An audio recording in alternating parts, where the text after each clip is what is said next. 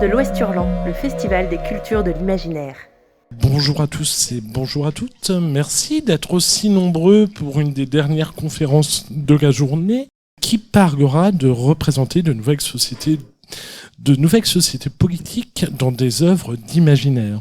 Alors pour ce faire, je m'appelle Antoine, je vais faire la modération. Je suis accompagné de Isabelle Bautian, qui est autrice d'imaginaire à la fois de fantasy mais aussi de science-fiction, dont le dernier roman Zone Tampon, qui est que je pense on va aborder sous plusieurs aspects en parlant de nouvelles sociétés politiques. Et nous avons Natasha Vaz-Dyer, qui est docteur en littérature comparée, spécialiste de la littérature de science-fiction, qui a publié de nombreux articles de recherche, dont une monographie, c'est Français qui ont écrit demain, entre autres choses, et qui s'intéresse à la science-fiction du 19e et du 20e siècle, si je ne m'abuse, de plus en plus française, mais qui s'y connaît aussi en littérature anglo-saxonne, et qui va nous permettre d'aiguiller d'un point de vue un peu plus historique ce qu'on appelle les nouvelles représentations politiques. On sait que la science-fiction est une littérature moderniste, c'est-à-dire qui est très critique de la société, qui est bourrée, qui grouille, comme disait le résumé qu'on a produit sur cette table ronde d'utopie et de dystopie. Et moi, je voulais revenir sur un principe de base. C'est quoi l'utopie et la dystopie quand on est chercheur en science-fiction? Voilà, est-ce que tu peux définir ces deux termes qui sont quand même présents depuis très longtemps et sur lesquels on a du mal parfois à mettre une étiquette?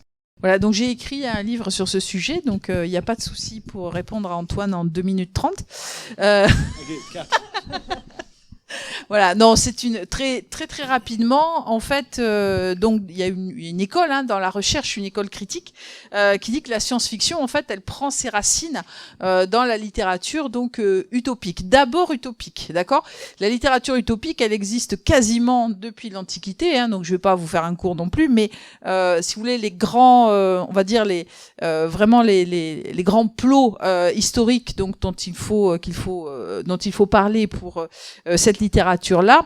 Le premier, en tout cas, c'est au XVIe siècle. Il en existe aussi, il en existe évidemment au Moyen-Âge, mais au XVIe siècle, véritablement, on a, avec Thomas More en 1516 et son Utopia, qui s'appelle la meilleure forme, donc évidemment, de société et de gouvernement, eh bien, on va avoir pour la première fois une projection qui est à la fois, alors ça c'est intéressant pour la dystopie, qui est à la fois une projection critique de son monde contemporain, donc la monarchie évidemment d'Henri VIII à l'époque, puisque Thomas More a été chancelier d'Henri VIII et le malheureux il a payé de sa vie et de sa tête. Pas pour l'utopie d'ailleurs, pas pour Utopia, mais pour d'autres raisons. Et donc à partir de là, vous allez avoir également une projection en fait idéale d'une société idéale, tant politique effectivement que dans ses structures sociales. Voilà. Et donc on a cette première, on va dire cette première veine littéraire dans lequel eh bien la science-fiction évidemment au 19e siècle et puis même 17e, 18e siècle, il y a énormément de textes qui vont projeter des sociétés idéales. Eh bien, va puiser, effectivement, avec, bien sûr, le développement de la science au XIXe siècle. C'est pour ça que tu parlais de littérature moderniste, pour nous proposer, en fait, eh bien, tout un ensemble de modèles, donc, politiques et de modèles sociaux. Alors, il y a à la fois une réflexion, si vous voulez, dans la science-fiction, depuis le 19e siècle, sur les différents modèles de société. Je cite comme ça tout à trac, par exemple, mais Gérard Klein, donc, au XXe siècle, qui a été le créateur de la collection Ailleurs et Demain chez Robert Laffont, a, dans Le Sceptre du hasard, s'est projeté dans une société qui fonctionnerait sur le principe de la stochastocratie, c'est-à-dire en fait un gouvernement où on tire des citoyens au hasard et ce sont ces citoyens qui gouvernent donc et qui sont totalement tirés au hasard. Vous voyez ? Je crois que d'ailleurs il s'est beaucoup inspiré de Gautry Solaire de Philippe Cadic. Oui, qui reprend tout à fait, Gautry Solaire, absolument. Donc on va avoir, si vous voulez, des formes comme ça de gouvernement. Donc soit ça peut être des monarchies, ça peut être des formes de république, ça peut être bien sûr, et ça je pense qu'Isabelle pourra en discuter après, des formes de gouvernement autoritaire, mais en fait, il y a une espèce de floraison, de pluralité, en fait, de systèmes sociaux et de systèmes politiques dans la science-fiction, qui nous permettent de, si vous voulez, de se projeter, en fait, dans des sortes de fiction où on va réfléchir sur ces formes politiques. Alors, à noter quand même que les hommes politiques eux-mêmes, parfois j'en croise et je leur pose souvent la question. Le maire, moi je suis de Bordeaux, donc le maire de Bordeaux, par exemple, qui est écologiste, n'a jamais lu de science-fiction à part René Barjavel, et donc ne sait même pas que dans la science-fiction, il existe ce qu'on appelle des éco-fictions, c'est-à-dire des formes d'ouvrages qui essaient d'envisager peut-être une meilleure gouvernance via l'écologie. Parce que ça aussi, évidemment, c'est important puisque ça concerne notre futur. Voilà. Donc ces sociétés donc politiques, ces différentes formes, on va les retrouver. Évidemment, on peut pas les retracer ici, mais grosso modo, l'utopie, c'est plutôt une forme de société idéale, mais qui contient en germe la dystopie, puisque très souvent dans l'utopie, vous avez, ce qui est le cas par exemple de l'Utopia de Thomas More, vous avez donc un seul chef de gouvernement qui s'appelle Utopis, et on est dans un système évidemment très hiérarchisé et très pyramidal, et donc le pouvoir tombe sur les citoyens et on va faire leur bonheur, enfin on va essayer de faire leur bonheur, et on va leur donner un ensemble de règles pour justement atteindre ce bonheur social.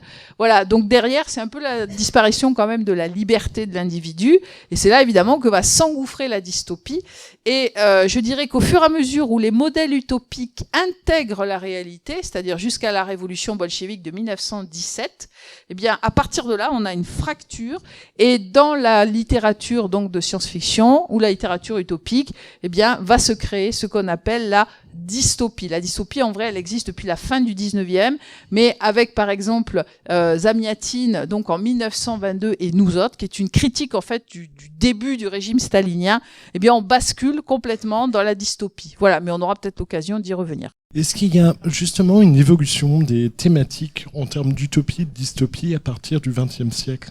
Ah oui, tout à fait, parce que vous allez avoir donc des utopies. Alors au tout début, je pense que la matrice en fait de ce qu'on appelle donc les dystopies, vous en avez trois. Enfin, vous avez trois auteurs qui vont être donc constituer cette matrice-là. Vous avez donc le russe Zamiatine avec Nous autres, où là c'est l'annihilation totale de la liberté des individus, et les individus d'ailleurs portent, enfin non plus de nom. Il y a l'annihilation du nom. Et donc sont numérotés, et on vit dans une société de transparence totale où toutes les maisons sont en verre, et donc tout le monde surveille tout le monde, voyez, sauf 1 heure par jour où on tire les rideaux pour que vous ayez pour que les citoyens aient une relation sexuelle avec quelqu'un qui est tiré au hasard dans la société, une femme, un homme, bon, voilà. Donc ça c'est la société de Zamiatine. Ensuite vous allez avoir bien sûr de Huxley. Donc Aldous Huxley, Le meilleur des mondes, 1932, où là c'est l'utilisation de la science en fait et les biotechnologies pour complètement réduire l'individu à l'état de production donc de matériel biogénétique, et donc plus du tout non plus de liberté. Et puis 1984 de George Orwell, qui est vraiment je dirais la dystopie, c'est même une contre-utopie, alors que dans les deux autres vous aviez un peu d'espoir pour les héros. Là vous avez en termes de récit un personnage qui est totalement écrasé par le système, et qui d'ailleurs finira très très mal dans 1984, et c'est une contre-utopie, un monde de cauchemar. Et là c'est une vision très politique, de partage du monde, il y a même une vision géopolitique en fait du monde. Et puis je vais aller un tout petit peu plus loin pour vous dire qu'il y a aussi des dystopies qui sont évidemment contemporaines. Une que j'ai découverte en 2016, donc c'est Love Star de l'écrivain finlandais Andri Snaer Magnason. Et lui, il transforme, en fait, c'est une dystopie où le pouvoir est donné en fait aux grandes entreprises, même une seule grande entreprise. Donc on peut imaginer, vous voyez par exemple un Elon Musk qui prend cette position-là, et cette entreprise en fait gère complètement la vie des citoyens, la vie, la naissance, les enfants, le travail, l'accès à l'alimentation, l'amour, la mort, etc. Et donc c'est une dystopie contemporaine, puisque là les entreprises ont pris, l'entreprise, la grande entreprise hégémonique, a pris le pouvoir sur le politique. Voilà. Donc ça veut dire, et ce sera la dernière chose que je dirais, c'est qu'il y a une évolution vraiment, si vous voulez, très plastique de ces formes en fait de ces formes de dystopie qui s'adaptent en fait à l'époque et aux préoccupations de l'époque. Et c'est ça la grande force en fait de la littérature de science-fiction. En tant que lectrice et en tant que autrice, justement, toi qui construis des univers, quel est ton rapport avec la politique et les sociétés dans tes œuvres, en fait? Comment tu entrevois ça? Alors moi, j'ai toujours utilisé les littératures de l'imaginaire pour parler, on va dire, de politique au sens large et surtout de société. J'ai commencé à le faire en fantasy. Un auteur que je cite souvent, qui fait ça très très bien, c'est un auteur canadien qui s'appelle Guy Gabriel Kay, et en fait donc c'est de la fantaisie historique. Il réécrit l'histoire, alors au début européenne et maintenant hein, c'est un peu plus vaste, dans des mondes de fantaisie. Et je cite souvent un de ses livres qui s'appelle Les Lions d'Al-Rassan, qui parle des conflits entre chrétiens, musulmans et juifs au moment où l'Espagne, l'Espagne musulmane redevient catholique. On voit très bien ce qu'il fait, c'est pas fait pour être subtil, hein, je veux dire, l'allégorie est très très claire, mais sur un sujet qui est aussi chargé, même si on se veut très ouvert sur la question, on a forcément des biais sur un sujet aussi chargé qui nous concerne encore maintenant. Le simple fait de mettre dans un monde imaginaire et de donner des noms différents va induire un recul chez le lecteur qui va permettre beaucoup plus d'ouverture d'esprit, beaucoup plus, j'irais presque jusqu'à dire d'objectivité, autant qu'on puisse l'être évidemment sur des sujets aussi complexes et aussi humains. Et ça fonctionne totalement. Ça fonctionne aussi très très bien parce qu'il a des personnages qui sont absolument merveilleux et qui créent une empathie immédiate. Et moi, c'est ça qui m'intéresse, notamment en fantasy et après, bien sûr, en SF. Ça a toujours été mon objectif principal. Je suis toujours partie des personnages, mais c'était pour parler en fait de toutes ces thématiques sociétales qui les dépassent pas forcément, mais qui les dépassent souvent quand même. Bon, je vais prendre par exemple, tu parlais de la fantasy, mais je vais prendre l'exemple de Zone Tampon, justement, qui a une grosse charge politique en son sein. Je pense à la ville de Jacksonstad, qui est quand même un élément central de ton roman. Comment t'es venue l'idée de mettre en place cette ville très autoritaire, très eugéniste, un peu recluse sur elle-même suite à un grand effondrement des sociétés humaines, de la civilisation humaine, et quelle place elle a pris dans l'écriture en fait? Alors, sur Zone Tampon, c'est un peu particulier parce que d'habitude, c'est vrai que quand je suis en fantasy, mes univers, il y a des auteurs de fantasy qui sont des grands créateurs d'univers très complexes. Moi, j'avoue que je suis plus autour des personnages et que mes univers vont... Alors, je vais les travailler, hein, mais ils vont plus être là pour servir les personnages et pour servir le propos. Dans le cas de Zone Tampon, c'était très différent parce que déjà, on est sur de la SF et on va dire sur de la SF d'anticipation, même si bon. En fait, en gros, l'idée, c'est il y a une probabilité très élevée d'effondrement sociétal dans les années à venir. Ça peut se passer plus ou moins bien. Si ça se passe bien, c'est juste notre société telle qu'elle est qui s'effondre comme d'autres sociétés se sont effondrées avant elle. Et puis, ça se passe pas forcément de manière géniale, mais bon, on rebondit. Et le scénario le plus extrême, c'est l'apocalypse. Il y a des probabilités scientifiques et réelles pour ces deux scénarios. Donc du coup, j'ai commencé par vraiment me documenter sur notamment des biologistes, des agronomes, des théoriciens de l'effondrement. Et petit à petit, en fait, parce que dans mon histoire, ça n'a pas été l'apocalypse, mais on est passé quand même très très près. Et en fait, petit à petit, l'aspect politique est devenu très présent, même si je lisais des scientifiques qui faisaient des modèles et des choses comme ça. L'aspect politique, la manière, les modèles politiques qui permettent soit d'anticiper ça et d'éviter que ça parte dans cette galère, soit qui permettent de créer une résilience suite à différents niveaux d'effondrement est devenue très présente très très vite. Et en fait, il y a des modèles qui sont très antinomiques, mais qui ont chacun, on va pas se mentir, même si certains ne me plaisent pas, leur raison d'être et leur qualité. Et notamment, en fait, cette ville de Jacksonstadt, elle existe parce qu'en fait, dans mon histoire, dans quelques années à partir de maintenant, il y a eu un gars qui a vu venir ce qui allait se passer. Ce gars était un milliardaire, il avait les moyens, c'était un esprit ouvert, un scientifique, et personne ne l'a écouté. Je caricature un peu, c'est un peu plus subtil que ça, mais il n'a pas été écouté, il n'a pas réussi à faire ce qu'il voulait faire, à faire les changements sociétaux. Donc lui, qu'est-ce qu'il a fait? Il a acheté un terrain et il a fait sa ville. Et à la base, c'est une utopie. Le problème, c'est qu'il peut avoir tout l'argent du monde, ce gars-là. Il s'appelait Hans Jackson, d'où le Jacksonstadt, qui veut dire ville de Jackson en allemand. Le problème, il peut avoir tout l'argent qu'il veut, il peut pas acheter la terre entière. Et donc, il avait une place limitée. Et donc, il a fait venir des gens. Et comment il a choisi ces gens ? Il voulait reconstruire derrière. Donc, il a choisi des gens qui avaient des capacités, déjà, que ce soit techniques, intellectuelles, tout ce qu'on veut. Puis il a choisi quand même plutôt des valides. Il voulait des gens qui allaient réussir à se reproduire, des gens qui n'étaient pas trop durs à maintenir en vie aussi, au-delà du fait de simplement se reproduire. Et donc ce gars a été, j'allais dire poussé à l'eugénisme, faut peut-être pas déconner non plus, il a fait ses choix, mais il y avait une vraie justification à ces choix qui était sans doute un choix de facilité, mais qui a été totalement justifié par les circonstances.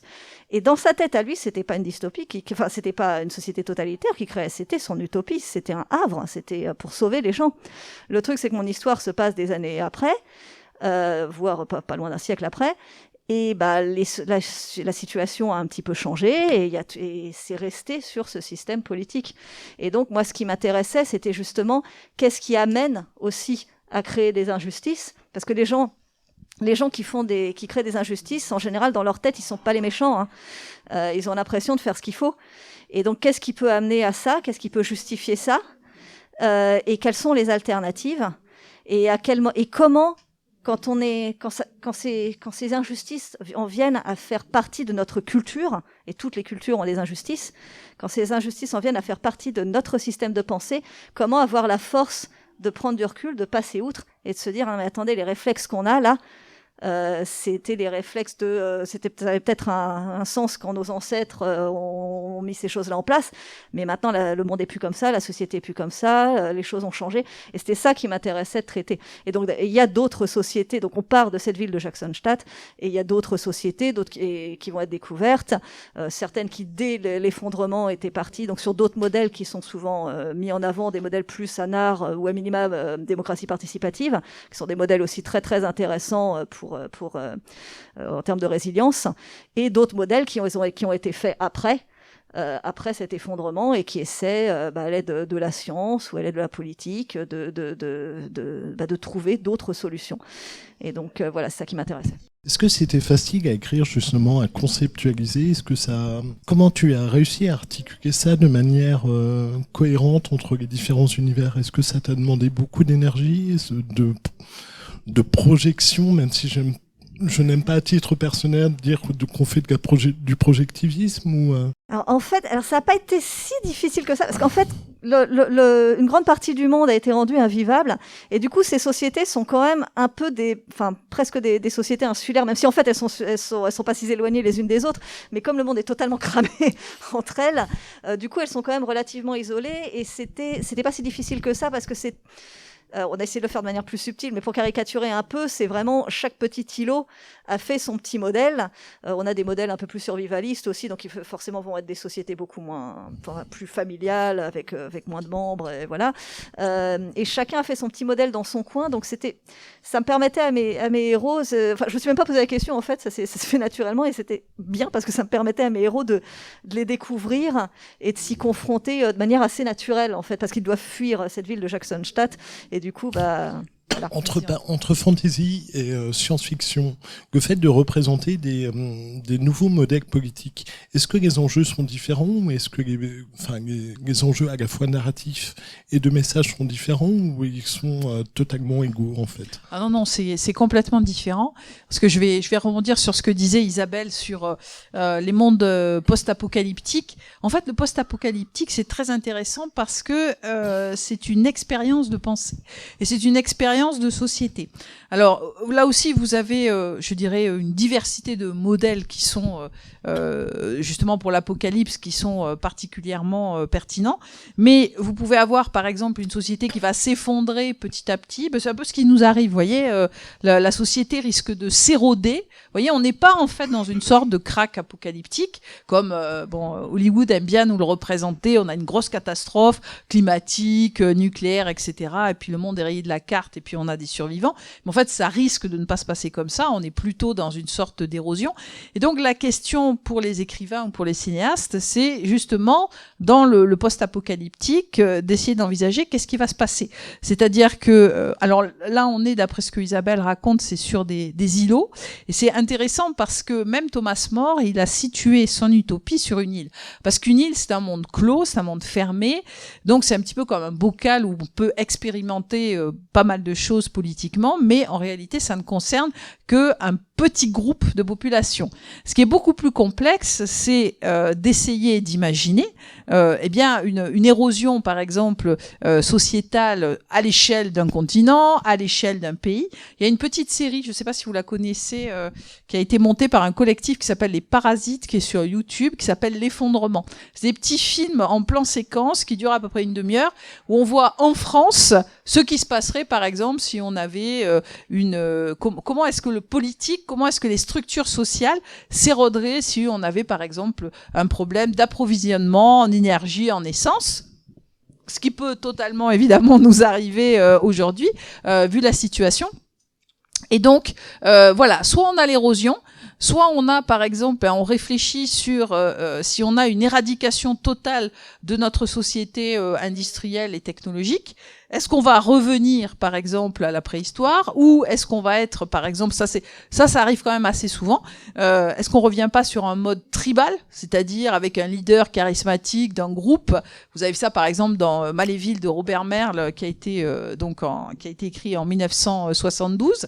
Et donc, évidemment, on va se retrouver confronté peut-être à des groupes plus barbares, plus violents, etc. Donc ça, c'est quand même intéressant de réfléchir à ça parce qu'on sait très bien que l'être humain est violent et barbare. Vous avez un auteur qui est présent ici sur le festival qui s'appelle Jean-Marc Ligny et qui, dans sa trilogie, il y a Exode, Semences et Aquatm, par exemple, envisage ça à l'échelle, par exemple, d'une érosion de notre civilisation due au changement climatique. Il a travaillé avec des scientifiques et il réfléchit aussi sur justement quel type de civilisation on va avoir à partir du moment où tout s'érode. Voilà. Et je pensais aussi aux anarchistes parce que très souvent les écrivains aiment bien la tentation anarchiste, c'est-à-dire un pouvoir qui n'est plus vertical mais un pouvoir qui serait horizontal. Eh bien, les anarchistes eux-mêmes ont réfléchi à ce type justement de modèle de société. En 1923, vous avez un anarchiste qui s'appelle Jean Grave, qui a écrit un roman qui s'appelle Terre libre. Et donc, c'est un groupe d'anarchistes, ils sont à peu près 300 suite à la Commune. Ils sont déportés sur une île et puis on les laisse tout seuls. On leur laisse un peu de bois, etc. Il y a quand même de quoi faire des cultures. Et donc, ils s'organisent en société. Grosse questionnement de Jean Grave et de cette société anarchiste qui fonctionne en démocratie participative, directe, etc. Eh bien, c'est que faire des gens qui ne veulent pas participer à ce type de société? Que faire, par exemple, des gens qui veulent pas travailler? Parce que quand vous êtes dans une société comme ça, très horizontale, il faut que tout le monde quand même participe au travail pour que ça fonctionne. Il y a plus d'argent, mais il faut quand même produire de la nourriture, il faut produire des objets, il faut construire des maisons.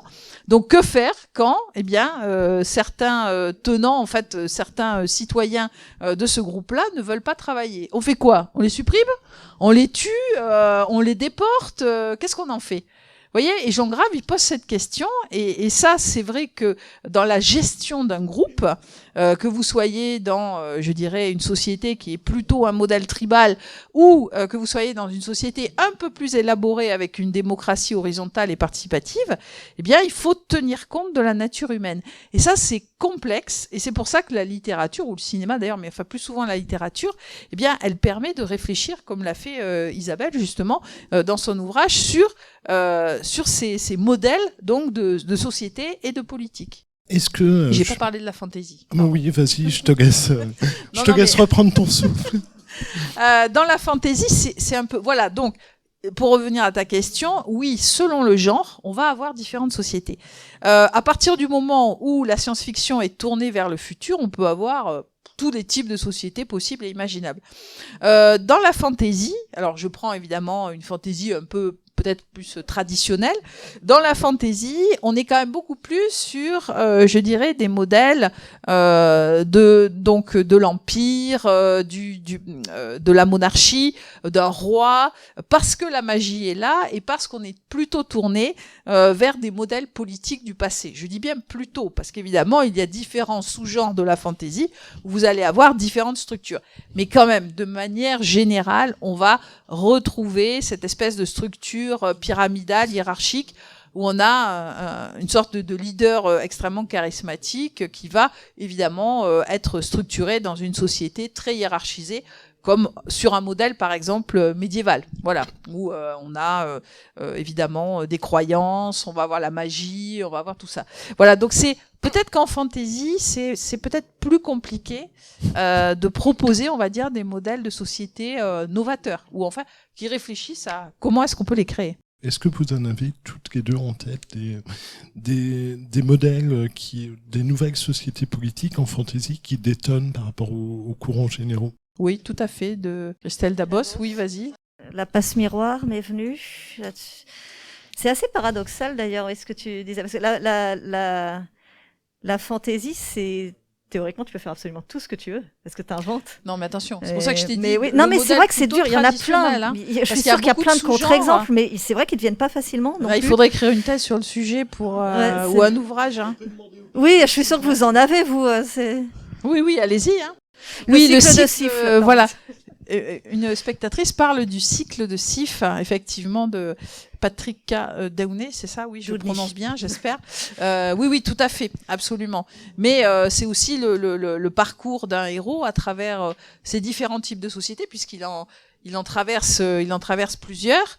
Oui, enfin, quand je dis le héros, c'est le protagoniste. Enfin, celui, on va dire, qui est porteur de l'histoire, voilà, plutôt que. Mais c'est un cycle qui est très intéressant parce que ça part comme de la fantaisie très très très classique, et justement ça va totalement renverser les codes. Et on n'est plus du tout, on est très très loin d'être dans ces trucs très monarchiques et très hiérarchisés.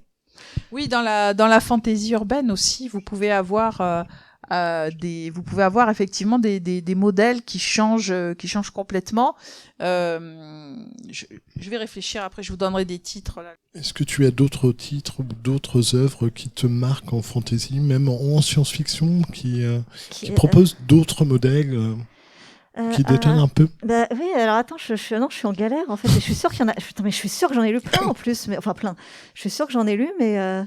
C'est de la dark fantasy. Un peu plus humoristique, Terry Pratchett avec Ankh-Morpork. Voilà, le temps que tu. Donc en science-fiction, moi comme je suis une femme, je vais vous parler quand même des modèles de société au féminin, parce que la science-fiction, depuis Herland de Charlotte Perkins au XIXe siècle, justement essaie de réfléchir à que se passerait-il si le pouvoir était donné aux femmes. Et alors là, vous avez tous les modèles politiques donc possibles et imaginables, c'est-à-dire, je vais pas vous donner les noms parce que c'est un petit peu trop complexe à retenir, mais grosso modo, vous avez le modèle où la femme prend le pouvoir de manière autoritaire. C'est par exemple Les Hommes protégés de Robert Merle en 1974. Alors, intéressant parce qu'on couple en fait avec une histoire de pandémie, puisqu'il y a un virus en fait qui tue quasiment tous les hommes. Il ne reste que quelques hommes valides et reproducteurs.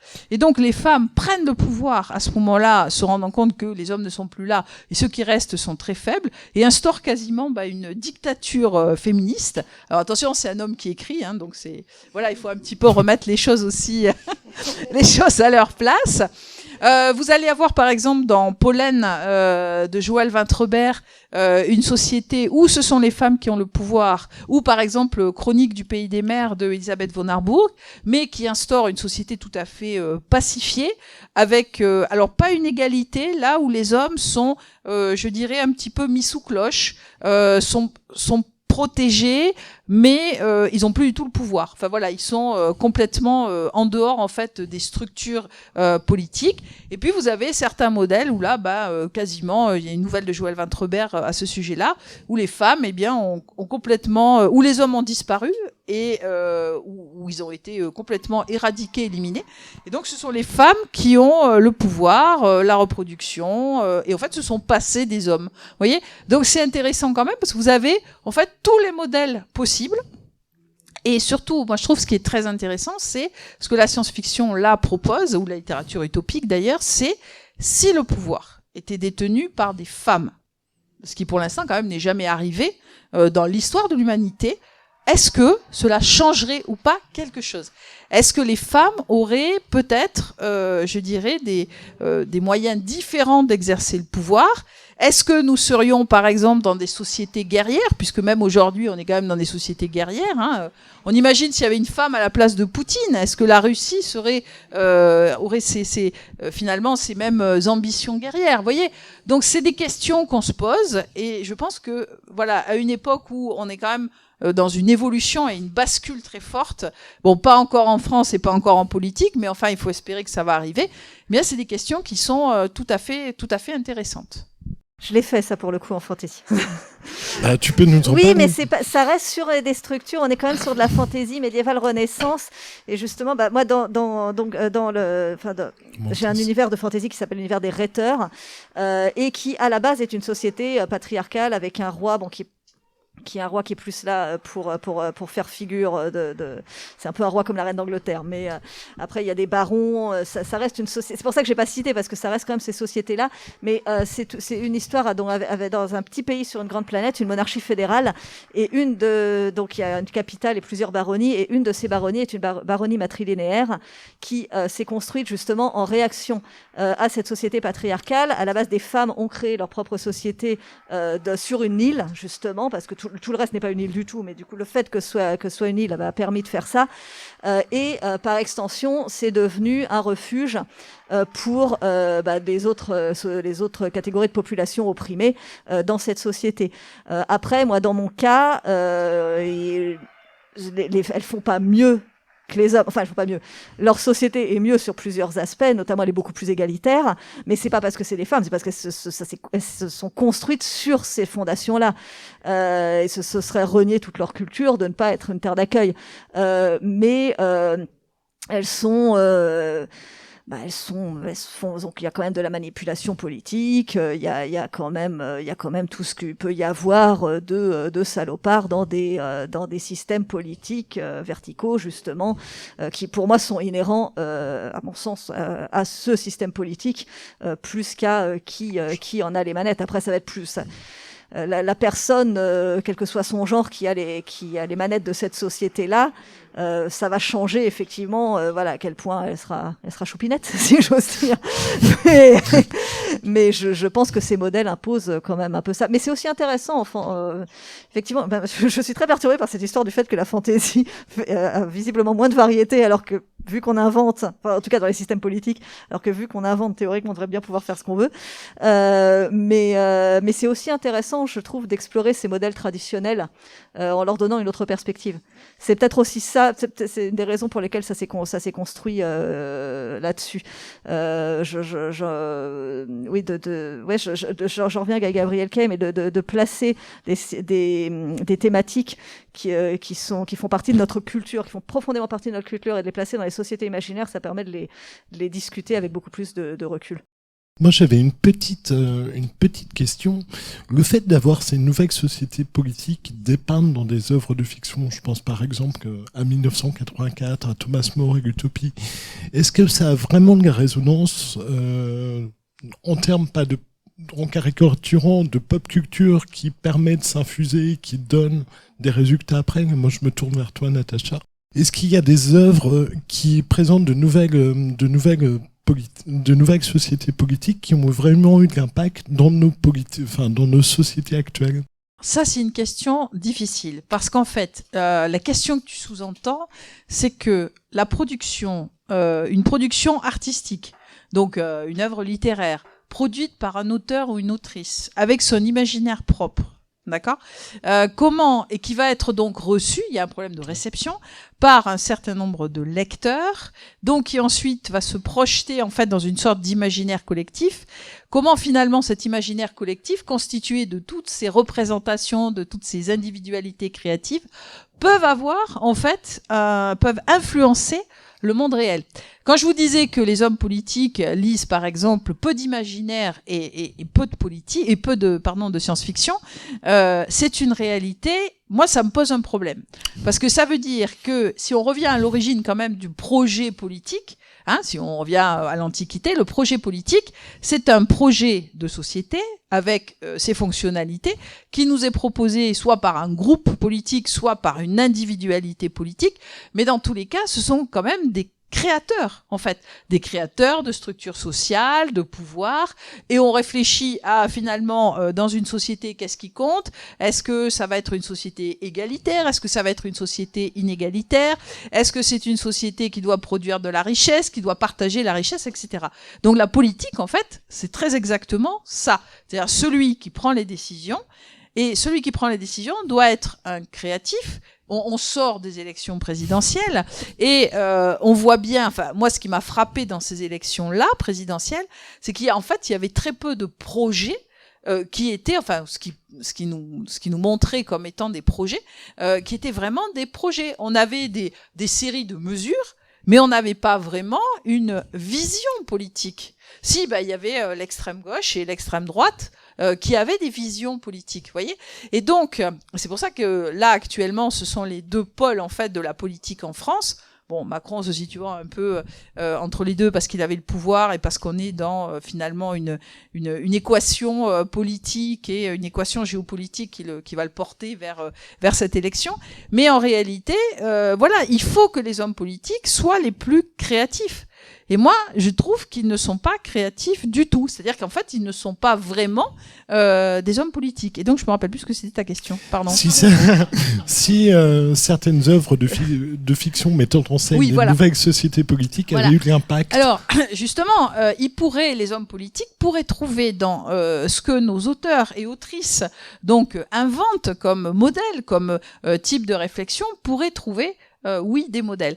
Alors je pense que en France, quand même, au moment de la Révolution française, il y a eu quand même une vraie réflexion, parce qu'on a eu 2 siècles quasiment, je dirais, de réflexion sur le politique. Et donc, oui, je pense que les œuvres véritablement de fiction utopique ont influencé sur ceux qui ont forgé la Révolution française.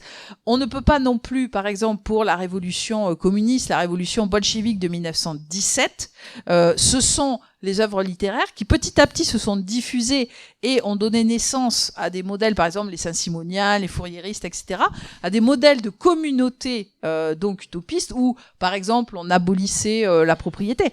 Thomas More, quand même, Lénine a fait ériger à Moscou une statue de Thomas More. Donc c'est pas pour rien. Ça veut dire qu'il y avait un modèle qui a servi quand même justement à ce régime-là. Bon, le problème, c'est que très vite, le régime qui se voulait utopique, qui ne l'est plus parce qu'il passe dans le réel, eh bien, devient tout de suite dystopique et bien sûr devient une dictature. Mais avec Staline. Mais ce que je veux dire, c'est qu'il est clair et net que, mais ça se produit en fait sur plusieurs siècles. En fait, ce sont des mouvements qui sont très très longs. Aujourd'hui, par exemple, pour passer dans une société qui aurait vraiment un changement de fond climatique, on voit bien que ils ne lisent pas ni les apocalypses climatiques, ni des modèles. Par exemple, je pense à Ernst Callenbach, un auteur allemand qui a écrit donc une utopie écologiste qui s'appelle Ecotopia, mais c'est dans les années 70 déjà. Bon, et il va falloir attendre peut-être, 70 ou 80 ans pour que ces modèles-là peut-être infusent chez nos politiques. Est-ce que tu es sûr que dans le cas du réchauffement climatique, tout ça, c'est qu'ils ne les lisent pas? Parce que moi, je sais que j'avais vu, par exemple, qu'Édouard Philippe était très intéressé par ces sujets, il les lisait, et puis il est auteur lui-même. Et est-ce que... il est auteur de polar, en fait. Ouais. Je sais pas ce que ça vaut, hein, mais bon, le fait est qu'il est... Je ne jugerai pas. J'ai pas lu, je ne jugerai pas, le fait est qu'il est auteur. Mais par contre, non, mais alors j'avais vu, je sais pas si c'est vrai, mais qu'il était vraiment très intéressé par ces problématiques autour de l'effondrement. Mélenchon, oui. Mais est-ce que c'est pas, parce qu'ils écoutent pas les rapports du GIEC non plus, qui c'est exactement ce à et quoi ça je pour le pensais. coup ils les lisent, enfin ils les lisent, ou en tout cas ils doivent lire des résumés, je veux dire, enfin ils peuvent pas les ignorer, je veux dire, donc moi je sais pas s'il y a pas plutôt une espèce de dissonance cognitive ou d'envie de carrément, enfin et aussi un peu motivé par le fait qu'ils savent qu'ils seront pas les premiers à crever, et voir une volonté juste d'en profiter tant qu'on est là, je sais pas, après mais après, de toute façon, je suis d'accord avec le reste des trucs que tu as dit, notamment sur l'infusion qui est très lente et très progressive, des nouveaux modèles, que ce soit des modèles de sociétaux ou des trucs plus théoriques et posés. Par contre, dans ce cas-là, moi, j'ai l'impression juste qu'ils font la politique de l'autruche, mais je sais pas quelle est la motivation, mais... Je pense qu'il y a des forces, des espèces de forces conservatrices traditionnelles qui sont à l'œuvre dans les sociétés et qui ralentissent très fortement la rénovation, par exemple, des sociétés. Moi, je me suis beaucoup posé la question, pourquoi aux États-Unis, par exemple, les politiques environnementales, enfin, pourquoi Trump et toute sa clique, ils ne prennent pas en compte ce changement climatique. Quand vous allez aux États-Unis, vous voyez bien qu'il n'y a pas du tout, même au niveau des citoyens, ils se fichent totalement, c'est une frange vraiment, une très petite frange qui s'intéresse à l'environnement, mais les trois quarts, ce sont des consommateurs qui mangent de l'industriel. Il n'y a pas du tout, si vous voulez, cette volonté qu'on a en Europe de trier nos déchets, de faire attention à l'énergie, de s'occuper de nos maisons pour qu'on dépense moins d'énergie. Enfin, bref, l'électricité, les voitures électriques aux États-Unis, ça commence juste. Et donc, moi, je me suis posé la question, pourquoi est-ce que chez Trump et autour de chez Trump, en fait, il n'y avait pas de réflexion sur ces sujets? Et en fait, la question, je l'ai trouvée, il faut la chercher du côté de la religion, parce que Trump, en fait, et tous les gens qui naviguent autour de lui sont des millénaristes. Donc, les millénaristes, qu'est-ce que c'est?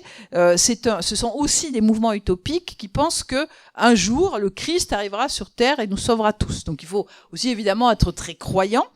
Et donc, ça veut dire qu'en attendant cet avènement, puisque le Christ va nous sauver, eh ben on profite de la vie, on profite de la société à fond, et peu importe si on détruit la planète. Ça ne les intéresse pas, parce que pour eux, leur vie, ils se projettent dans un autre monde, qui est évidemment le monde spirituel, le monde de la religion, tel que la voient certains courants évidemment religieux aux États-Unis. Vous voyez ? Donc ça aussi, ce sont des éléments qu'il faut prendre en compte, et qui sont des freins énormes à ce besoin de rénovation des sociétés.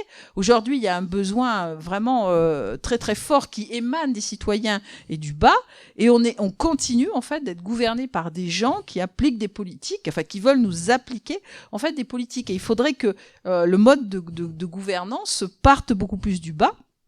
Macron avait essayé avec la Convention citoyenne. Non, mais franchement, c'était des citoyens, des gens lambda avec chacun leur parcours différent, d'études, de culture, de professions différentes, qui avaient quand même, qui avaient trouvé un certain nombre de solutions, et des solutions pragmatiques, c'est-à-dire des choses qu'on pouvait appliquer. Et même dans ce cas-là, le politique ne les écoute pas. Donc, il y a, comme tu disais, je pense, Isabelle, tu as parfaitement raison, il y a une volonté, ils sont dans le déni, quoi. Don't look up, comme disait le petit film. C'est très difficile c'est ce que j'avais un peu dit au début, de passer au-delà de ce qui pour nous est tellement ancré dans notre culture que c'est devenu normal. Je peux donner un exemple un peu plus, avec le Covid par exemple. Au début, quand il y a eu le confinement, on a vu des bénéfices du fait de moins polluer, tout simplement, parce qu'on consommait moins, on sortait moins, on bougeait moins, et même des bénéfices sanitaires, le fait de se dire, et si on portait un masque quand on est malade plutôt que d'aller contaminer tous les collègues. Enfin, si possible, ne pas aller bosser quand on est malade, mais ça, c'est encore un autre problème de capitalisme. On pouvait se dire, là, la période est vraiment merdique, mais il y a vraiment, là, on voit pratiquement des trucs super chouettes qu'on pourrait faire et qui nous coûtent pas tant que ça. dès qu'il n'y a plus le confinement, on s'est remis à consommer comme avant. Bon, ça personnellement, j'en ai pas douté une seule seconde. Moi, même les masques, on a une société où les masques sont devenus, dans la tête de certaines personnes, un symbole d'oppression. Alors, j'entends que le gouvernement a super mal géré sa com et a été ultra coercitif et tout ça. Enfin, il n'y a pas que ça. On a vraiment du mal à sortir de ne serait-ce que de nos petites habitudes.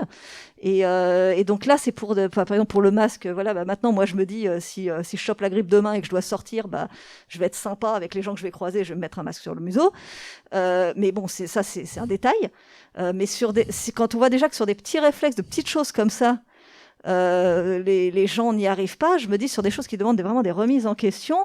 Nous, c'est ce que, moi, je suis un petit peu active sur des questions écologistes et ce qu'on essaie de faire comprendre, par exemple, c'est le fait de la décroissance, c'est pas l'austérité, par exemple. Mais même, c'est très très difficile de faire comprendre ça parce que ça demande à faire des petits. Moi, je vois rien que des fois, mais si je parle avec mes parents, des petits, qui sont pas bloqués sur ces sujets-là, mais des tout petits efforts, ne serait-ce que ce truc tu le mets pas au compost, voilà. Bon, mais je pense que c'est un vrai problème en fait. Et quand on le voit sur des petits détails, et c'est sur des tout petits détails, comment vous voulez que ça se mette en place sur des gros. Je pense qu'il y a une vraie capacité peut-être de recul sur les choses et sur ce qui nous paraît tellement, qui fait tellement partie de nous qu'on pense que c'est la norme, qui est peut-être à travailler et à mettre en place. On a parlé en fait de modèle politique, mais je crois qu'il faudrait aussi parler de modèle économique. C'est-à-dire que là, on est sur le modèle économique capitaliste d'économie de marché depuis le 19e siècle, qui a mis en place, c'est les Anglais les premiers qui ont fait les premiers fin 17e, début 18e, cette mise en place de la société industrielle. Au 20e, on a mis en place la société de consommation, qui est évidemment la condition sine qua non, donc bien sûr de l'économie de marché. Et je crois que la grosse difficulté aussi pour nos gouvernants, puisqu'on est dans une économie mondialisée, que l'économie collectiviste, ça n'a pas fonctionné, le modèle s'est effondré. Donc on est dans un vrai questionnement, et puis aussi un questionnement moral. Est-ce qu'on veut continuer à être dans cette croissance? Les économistes, ils ont que ça à la bouche.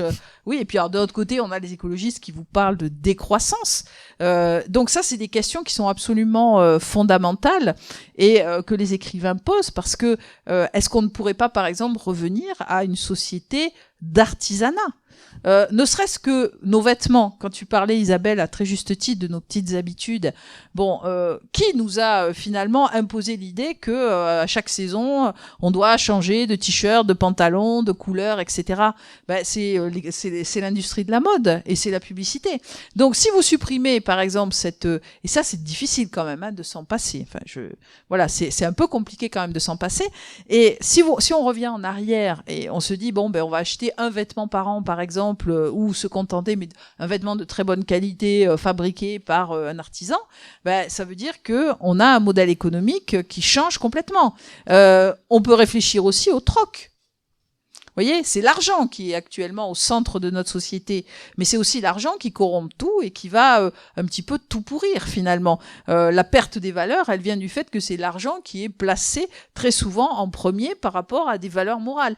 Donc, si on réfléchit à supprimer un petit peu, peut-être au début, l'argent et sur des gestes du quotidien passés par du troc, c'est comme ça qu'on pourra peut-être réussir à changer la société. Mais la question de fond, c'est est-ce que ceux qui nous gouvernent veulent ce changement? Moi, je pense que non. Voilà, parce que ils sont... bref. Il reste à peu près 10 minutes, sachant que vous êtes assez nombreux, je pense qu'il va y avoir quelques questions qui peuvent être posées. N'hésitez pas à lever la main. J'avais une question. Du coup, en tant qu'auteur, comment est-ce qu'on trouve l'équilibre entre le message et les recherches qu'on a fait? Et est-ce qu'il y a un équilibre à trouver entre le message et les recherches qu'on a fait et le côté divertissement, le côté raconter la vie des personnages? Enfin, comment on arrive à trouver cet équilibre? Est-ce qu'il y a un équilibre à trouver? Est-ce que vous avez 2 heures? Alors, il y a un équilibre à trouver, oui, certainement. Quand on fait, je vais essayer d'être rapide. Quand on fait des œuvres avec qui se veulent plus ou moins politiques, c'est certain, ou avec un message d'une manière générale, c'est certain que la difficulté, c'est de ne pas asséner le message. Et à titre personnel, c'est un souci que j'ai eu sur mon premier roman, où en fait j'avais un personnage qui était très revendicatif et tout, et j'aurais jamais dû créer un personnage comme ça pour porter ses valeurs, parce que du coup on avait l'impression que c'était moi qui voulais asséner et faire la morale. Et donc oui, c'est évidemment une question à se poser. Après, on peut être plus ou moins clair, plus ou moins allégorique. Il y a différents. Là, ça revient à des questions narratives. Il y a vraiment une très large variété de choix narratifs. Est-ce qu'on va être plus dans la suggestion ou dans l'explication, mais même dans l'explication, comment le distiller. C'est beaucoup de questions de pure technique de narration qu'il faut se poser. Alors après, on n'est pas obligé de l'intellectualiser comme ça. Il y a des choses qui se font aussi de manière intuitive et à la relecture. Mais oui, c'est quelque chose de très très important, parce que si c'est pour juste asséner les choses, autant écrire un essai. On rentrera plus dans les détails qu'avec une fiction. Le principe de la fiction, c'est justement de faire rentrer en empathie avec un personnage ou avec une situation pour générer les questions chez le lecteur, pas pour lui dire ce qu'il doit penser. Donc oui, c'est un équilibre qui est difficile à trouver et voilà. Bonjour. Enfin, bonsoir. On a parlé de régime politique, on a parlé de système économique. Mais aussi, je crois qu'il y a un troisième point qui est intéressant, qui a été abordé un peu en toile de fond, c'est les, on va dire, groupes sociaux, entre guillemets. Par exemple, on a un peu parlé de matriarchie, où d'un coup on inverse un peu le rapport de force. On s'est demandé pourquoi est-ce que nos gouvernants sont si aveugles au fait que c'est en train de se casser la gueule. Est-ce qu'ils sont cons? Est-ce qu'ils sont juste très très avares? Moi, je pense qu'il y a un truc de groupe, en fait. C'est des gens qui sont éduqués entre riches, entre blancs, privilégiés, tout ce qu'on veut, et du coup, qui ont une vision du monde qui est presque sectaire, d'une certaine façon, mais ça, c'est un groupe social, mais il y en a plein d'autres, et j'imagine que du coup, ça peut être aussi une façon d'analyser nos sociétés, et un point d'appui pour des fictions, du coup. On le fait, voilà, donc matriarchie, ou d'un coup, quand on inverse les rapports avec la lutte des classes, par exemple. J'ai rien en tête, mais j'imagine bien qu'il y a plein de fictions qui soudainement, oui, il y a une classe ouvrière qui prend le pouvoir, et qu'il doit y avoir des choses comme ça. Mais du coup, c'est peut-être aussi un angle forcément qu'on n'a pas trop abordé, parce que 1 heure c'est court aussi, et puis voilà. Mais voilà, je voulais le noter. Il n'y a pas vraiment de questions, mais peut-être que vous avez des choses à dire. Oui, non, mais votre remarque est tout à fait juste et pertinente. Il est évident que dans les modèles de société qui sont souvent mis en avant par, je pensais notamment à un qui s'appelle C'est Globalia de Jean-Christophe Ruffin. Bon, 2004, qui a pas beaucoup écrit de science-fiction. D'ailleurs, pour lui, c'est pas un roman de science-fiction. Par contre, très intéressant parce que il analyse bien, si vous voulez, le fait que le pouvoir est quand même confisqué par ce qu'il appelle une plutocratie. C'est-à-dire une classe, donc moi je pensais à l'entre-soi évidemment, c'est-à-dire une classe ou un groupe social effectivement qui fréquente grosso modo les mêmes réseaux, les mêmes écoles, qui se retrouvent dans un milieu, nous par exemple en France, ça va être un milieu très parisien puisqu'il y a finalement assez peu de provinciaux qui accèdent quand même à ce pouvoir suprême, même si un gars comme Emmanuel Macron vient d'Amiens par exemple, mais très vite il a été formé dans les écoles parisiennes. Donc il y a une centralisation, si vous voulez, notamment en France, mais c'est le cas aussi aux États-Unis, qui cumule le pouvoir, la richesse, oui la couleur de peau, oui le sexe. Parce que même si, vous voyez, si on regarde les gouvernements aujourd'hui en France, il y a quand même très peu de femmes, il y a quand même très peu de gens de couleur aussi, enfin je sais pas si on peut utiliser ce terme-là, mais très peu de personnes qui soient issues de la diversité. Il y en a un ou deux, vous voyez, bon, mais une ou deux et encore. Mais effectivement, et c'est ce que je pense que vraiment les auteurs essaient de réfléchir dans la science-fiction, c'est si on avait des humains différents les uns des autres, autant socialement que physiquement, qui intègrent en fait ces cercles de pouvoir, comment est-ce que ça fonctionnerait? Alors peut-être aussi que ce sont des gens qui seraient contents finalement est-ce que le pouvoir, la grosse question en fait derrière aussi votre réflexion, c'est est-ce que le pouvoir corrompt les gens? Vous voyez, c'est-à-dire que si ça nous arrivait par exemple d'intégrer ces cercles-là, comment est-ce qu'on réagirait? On aurait tellement de privilèges. C'est agréable d'avoir des privilèges, vous voyez, c'est agréable de gagner pas mal d'argent. Est-ce qu'on n'aurait pas envie d'en faire profiter nos enfants, nos parents, nos frères, nos sœurs, etc., puisque c'est ce qu'ils font. Vous voyez, donc ça aussi c'est une réflexion, mais du coup ça pose le problème. Est-ce que les gens qui sont au pouvoir, ils doivent avoir obligatoirement des privilèges? Vous avez des modèles par exemple politiques où ils n'ont pas de privilèges. C'est le cas par exemple des pays nord, des pays scandinaves. Vous voyez, donc il y a toute une réflexion effectivement derrière, je pense, sur la nature même du pouvoir aussi. Vous voyez, enfin, à mon avis, c'est ce que sous-entend votre remarque ou votre question aussi. C'est très rapide. Vous avez parlé de modèle économique, de modèle social. J'ai l'impression que le grand oublié à chaque fois, c'est le modèle juridique.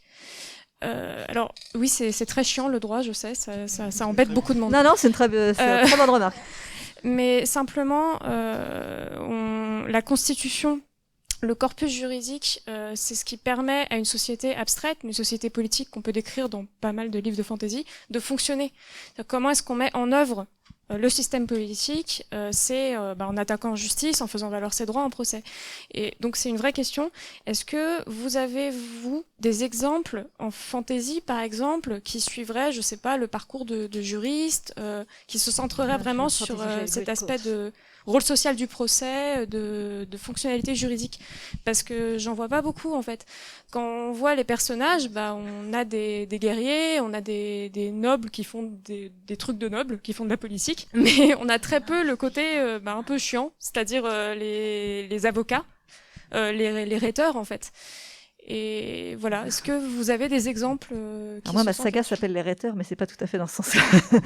Alors, j'ai 2 exemples, et il y en a un, c'est malheureux parce que je ne me reviens pas. Il y en a une, c'est une saga de fantasy d'un auteur canadien qui s'appelle The Great Coats. Alors, c'est particulier, c'est des juristes, mais c'est des juristes combattants. Voilà. Mais c'est quand même, il y a vraiment toute une réflexion sur, à la fois sur la monarchie et sur l'appareil juridique, même si ça reste une série assez légère quand même, et qui est très centrée sur plus les sentiments, les personnages, mais il y a des vraies questions sociétales derrière. Et l'autre, pareil, alors, comment ça s'appelle? Vous allez m'aider. C'est des bretteurs juristes. Il y a des tribunaux et vous embauchez. Ah, mais attends, déjà, il y a, ça m'y a fait penser. Non, d'abord, alors, il y a Hélène Kouchner qui a un peu traité ça, mais c'est pas cela que je pensais. Où c'est de la fantasy of manners, comme elle dit. Donc, à la pointe de l'épée, voilà, merci.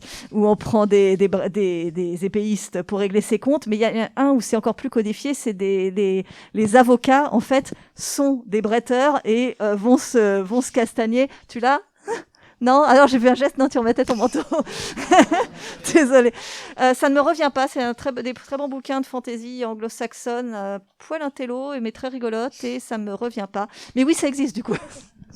Dans un point de vue un peu plus théorique, si tu t'intéresses au droit et à la science-fiction, je vais saluer un ami qu'on a en commun qui s'appelle Hugo Begagamba, qui est juriste et qui s'intéresse énormément à la question du droit et de la science-fiction, qui vient de faire paraître un livre dont le titre m'échappe.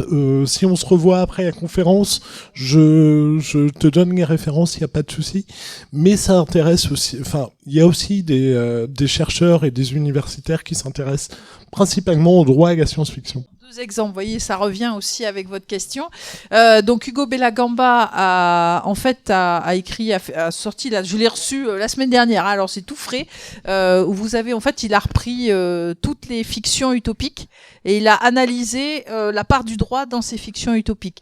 Alors attention, parce que Thomas More, c'était quand même un avocat et c'était un homme politique vraiment qui était très attaché au droit, et donc dans Utopia, vous avez cette dimension-là qui est extrêmement présente. Et vous en avez évidemment dans d'autres utopies avec plus ou moins de force. Et puis, on a également des juristes qui s'intéressent, ça j'ai rencontré c'est des jeunes qui ont fondé une revue là-dessus, des jeunes juristes sur les droits dans l'espace.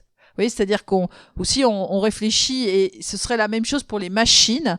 Faut se poser la question quand même si les juristes, enfin la société avance et donc elle est structurée après par je dirais le domaine juridique ou la dimension juridique, ou est-ce que le droit précède, voyez, les évolutions. Moi, je pense que c'est plutôt évidemment l'inverse qui se fait. C'est pour ça que c'est peut-être une question qui n'est pas forcément toujours traitée dans les fictions, mais dans tous les cas, il y a quand même des gens qui réfléchissent à ces questions-là et qui utilisent tout simplement la science-fiction ou la fantasy pour se projeter dans ces armatures en quelque sorte juridiques.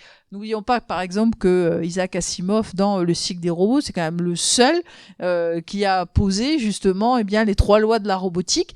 Et aujourd'hui, on va quand même être confronté à ça aussi à un moment donné. Enfin bon, si on n'est pas mort avant suite au changement climatique. Mais dans tous les cas, quand les robots vont arriver, la place des robots ou des machines dans nos vies quotidiennes, il va bien falloir qu'il y ait une armature juridique. Et pour l'instant, ça commence à se développer. Comme quand Internet est apparu, il a fallu qu'on mette en place une armature juridique. Donc ça va effectivement arriver, ça c'est clair. Mais c'est un petit peu à la marge, je pense, des réflexions. Mais c'est très intéressant, bien sûr. Vous avez raison, parce que sans ça, sans loi, sans texte juridique, il n'y a pas de droit possible et donc il n'y a pas de société possible. Je vais juste retrouver le nom. C'est la série Loredan de comment il s'appelle déjà, KJ Parker. Oui, bonjour. Je pensais revenir un petit peu au début, lorsqu'on a commencé à parler des utopies et de la dystopie.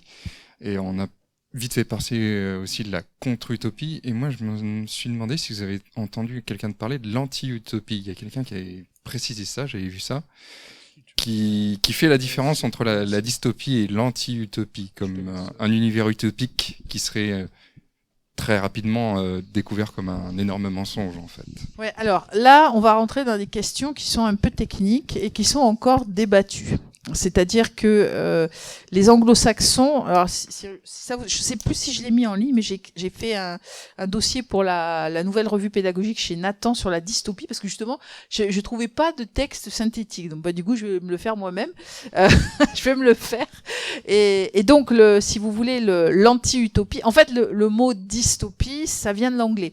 Et l'anglais, ensuite, va utiliser tout un tas de mots, si vous voulez, va créer tout un tas de mots, des néologismes autour de dystopie, anti-utopie, contre-utopie. Tout ça nous vient de l'anglais. Nous, on est venu après, puis on a essayé de raccrocher les wagons avec des définitions.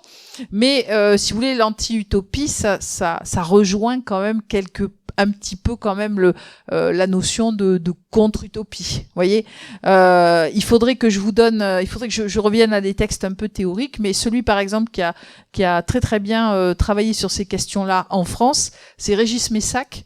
Vous avez un petit volume qui s'appelle Les Utopies, qui recense tous les articles qu'il a écrits. Et il a notamment fait un article sur l'historique en fait des utopies depuis quasiment le début du XVIe siècle.